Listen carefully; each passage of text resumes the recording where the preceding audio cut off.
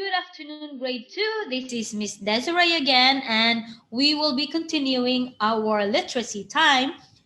Previously, we had read a book that make connections to the history because we need to know that books have different purpose. Now, the last time we discussed on how the history is related to the story and how our lives are really connected with our history. This time, we are going to be discussing on how books or text are having connection with science. Okay, yes, you heard it right. We will be talking about science, but we are not going to be talking about we're not going to discuss we're not going to discuss about inventions. Yes, we do. We're not going to discuss about how to make things, but how things were made. Anyway, okay, what is our Walt? We are learning to connect text to scientific events. What am I looking for? Are texts that shows connection to scientific events. And this is because as you read, you will learn how to make connections to real life events. Now, before we start with the story, I need to know if you understand what are these words. First thing is, what does scientific mean? I need you to write it on your book. What you know about the word scientific. And here is the second question. What does connection means? Let me see if you understand the word connection. By looking at the picture, you will understand that connection is something that, write it on your book. Okay, this is our book for today. The title is How People Learn to Fly. Yes, we are going to talk about flying. And do you think people fly? But before we start our story, I need you to look at the picture and make prediction on what is our story about. I'm giving you 2 minutes to think. Is it 2 minutes? No, I'm giving you 1 minute to think what is our story about by looking at the title and the picture. 1 minute turns on. Okay. Now here is the story. I need your listening skills, looking skills, and concentrating skills. Okay, are you ready? Now I need to be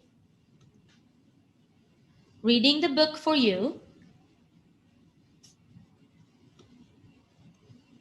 So I need you to listen carefully. How People Learn to Fly by Fran Hodgkins, illustrated by True Kelly.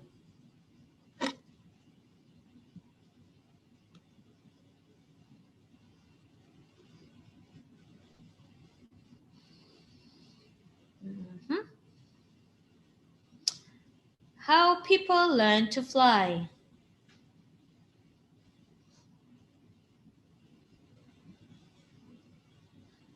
When you see a bird flying, do you dream about flying too?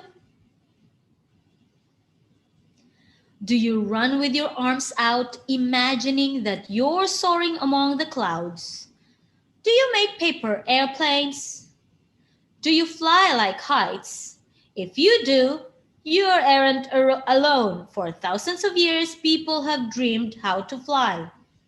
They watch birds and bats soar. They imagine people and other animals that could fly and told stories about them. They designed machines that they thought would be able to fly. They had made ideas. As they tried each new idea, they learned a lot. They learned about gravity. Gravity is the force that keeps everything on Earth's surface. Because of gravity, things have weight. If there were no gravity, people, dogs, cats, and everything else would go floating off into space. Gravity keeps us on the ground even if we would want to fly. People also learn about air. Air is made of tiny particles called molecules. When you walk or run, you push through air molecules.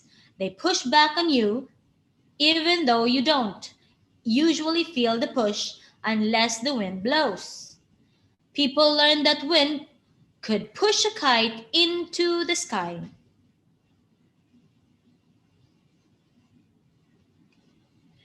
When air molecules push back on a moving object, that is force called drag. You can feel drag for yourself. Hold out your arms. Now spin around. Feel the push of air on your arms and hands. That's drag. Like gravity, drag works against objects that are trying to fly. Kites were useful and fun, but people wanted more. They wanted to fly like birds. Birds have something that kites didn't. Birds had wings. People made wings and strapped them to their arms. They flapped their arms but couldn't fly. They built gliders like aircraft with wings. Some didn't work, but some did.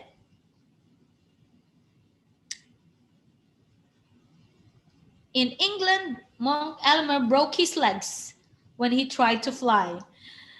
The gliders that worked best had special wings. These wings were arched on both the top and the bottom. The air pulled the wings from above and pushed the wings from below. When the wings went up, so did the glider. Arched wings help create a force called lift. Lift is the force that keeps birds flying. Most gliders have long, thin wings. The wings created enough to lift to carry the aircraft and its passengers. Gliders usually ride currents of air the same way a hawk soars. Gliders are very light and long wings and air currents can give them enough lift to fly. But to carry more than just a passenger or two, an aircraft needs a lot of more lift. An engine is the answer. An engine is a machine that changes energy into movement. The forward movement that an airplane needs to fly is called thrust.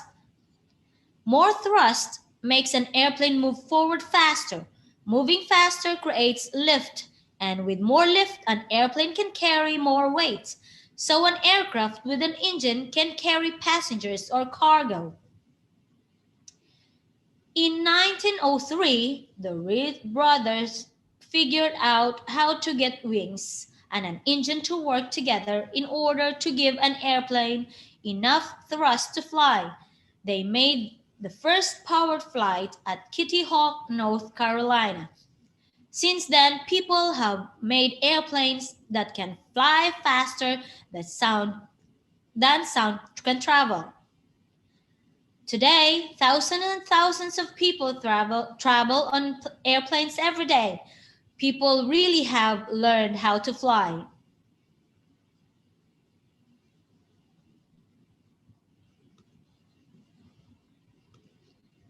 Okay, our story is quite long. I need you to watch it again and I need you to listen to it again so you make sure that you understand what you are watching. Okay, now this time we are going to do some work. What would be our work, Miss Desiree? Okay, this is what you will do.